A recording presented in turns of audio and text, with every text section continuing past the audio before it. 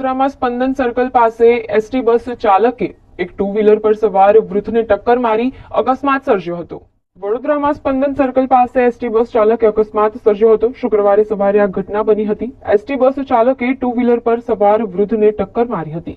અકસ્માતમાં વૃદ્ધનું હોસ્પિટલમાં સારવાર દરમિયાન મોત નીપજ્યું હતું અને અકસ્માતની ઘટનાના સીસીટીવી ફૂટેજ સામે આવ્યા છે, જ્યારે માંજલપુર પોલીસે એસટી ડ્રાઈવરની ધરપકડ કરી આગળની કાર્યવાહી હાથ ધરી છે।